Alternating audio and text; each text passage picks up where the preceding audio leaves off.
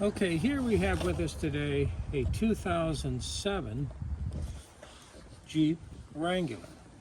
Now, this is an older vehicle. This is, of course, obviously Chrysler, and I have to say Fiat Chrysler of America. And this is a 3.8 liter V6, very similar to what we'd find in a minivan.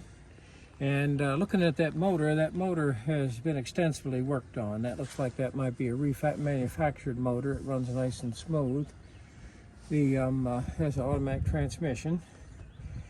This was a trade-in. This is not an auction car. And oftentimes with a trade-in, we're not real fussy. We just want to sell a car, and we'll give the customer something for his old one. This has issues with the seat belts in the interior of the vehicle. They obviously had been using it as possibly a hunting vehicle. It has a very elaborate light emitting diode array light there above the windshield, which we'll look at in just a moment. Chrysler took over AMC Jeep back in the mid-80s under Lee Iacocca, and what he wanted was the Jeep. So Chrysler was able to sell the Jeep very successfully. The little Grand Cherokee, the Cherokee, and then of course the Grand Cherokee sold very well there through the late 80s and through the 90s, and even today the Jeep is a popular vehicle. Unfortunately, this style Jeep, the Wrangler, is very noisy when you're driving, and this of course has the rag top that you remove, obviously for four-wheeling or going out in the country or on the beach. And of course it'd be very noisy, a lot of wind there if you're trying to drive on the highway. Okay, here if you look at our 3.8 liter V6, here we see the exhaust gas recirculation tube coming from the valve.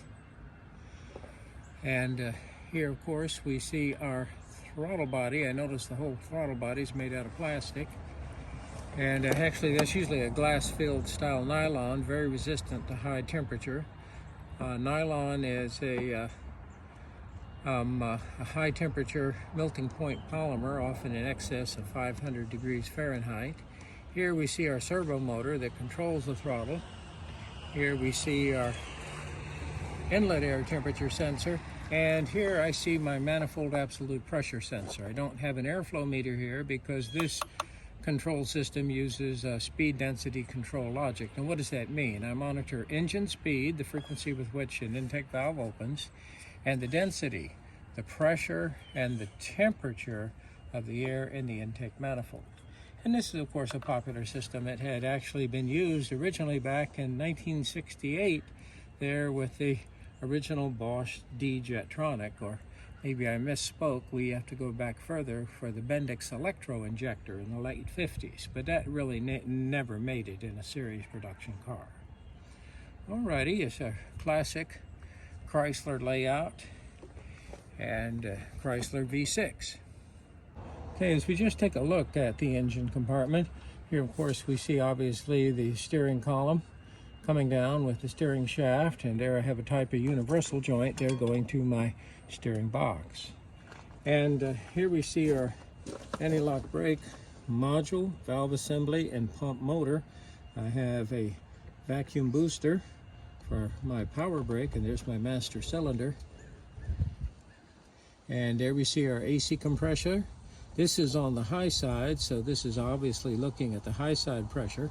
And oftentimes this can be used not only as a safety and for control, but also to control the electric fan. Don't run the electric fan unnecessarily when the temperature is very cool and I'm moving at considerable speed down the highway. I certainly don't need to run the electric fan for the AC condenser. Okay, here we see the powertrain control module, and there's its four connectors marched across. Okay, as we move around the engine compartment, we saw the powertrain control module, and there are its connectors. And oftentimes what Chrysler likes to do is the powertrain control module is controlling all engine and transmission functions. We see of course the washer bottle. There I see the horn. There's some type of switch. It looks awful aftermarket to indicate that the hood is up, but there's nothing connected to it. So obviously that was a past accessory there. Here we see the high side line coming from the condenser to the H valve, or evaporator. The H valve is my expansion valve. And here we see the low side pressure fitting and our low side line coming back to the compressor. Now here on this 3.8 liter V6, we have our distributorless ignition system, and these are 3 ignition coils. You'll notice that the secondary winding is connected to 2 spark plugs. So we're operating in what's called a waste spark fashion, where I have 2 spark plug firings per combustion cycle, one just before top dead center on the compression, and the other just before top dead center on the exhaust. And very similar to a Briggs & Stratton lawnmower. Yes, you'll notice if you crank a Briggs & Stratton lawnmower, it may be a 4-cycle engine, but you get a spark plug firing every crankshaft revolution there from our magneto. All right, obviously this vehicle has been extensively worked on, and as we mentioned, that engine looks nice and fresh. I'm looking at that head gasket, that certainly is brand new. The engine does run nice and smooth. Transmission shifts nice, but we have some serious interior issues. Okay, here we see the interior of our Jeep, and of course it's a little noisy when we're driving it. You see the rear view mirror is kind of far gone, and I got something interesting happening there in the windshield. But what we got here is a situation where I do not have any seat belts. What happens, and I believe what they were doing, is that they were doing some type of operation where they wanted to stand in the vehicle and they didn't want the constant reminder of not having the seat belt fastened. One thing they've done here is they have eliminated the seat belts, and I believe they did that to make it so that they could stand in the vehicle.